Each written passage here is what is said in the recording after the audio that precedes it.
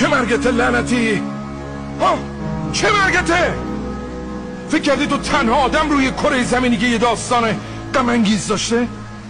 منتظری بهت مدال افتخار بدبخت‌ترین آدم زمین رو بدن؟ میخوای برش چیکار کنی رفیق؟ تو فرهنگی زندگی میکنیم که صبح تا شب از این حرف میزنیم که نرسیدم، به خاطر این، به خاطر اون، به خاطر همه ضربه هایی که خوردم. احمق، ما هممون ضربه خوردیم. میخوای بشینی تا آخر عمر راجع به همه اون سختی های حرف بزنی که تو زندگی داشتی؟ من یه لیست بلند بالاشو دارم از اون اتفاقایی که برات افتاده، اون چیزی که باید یاد بگیری و یاد بگیر و برو جلو. همین. نق نزن، دهنتو ببند، فقط برو جلو. تموم تمرکزتو گذاشتی روی چیزایی که نمیتونی تغییر بدی.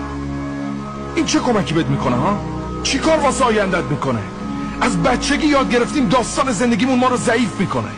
تموم اون دلیل اینه که ما اون جایی که میخوایم نیستیم.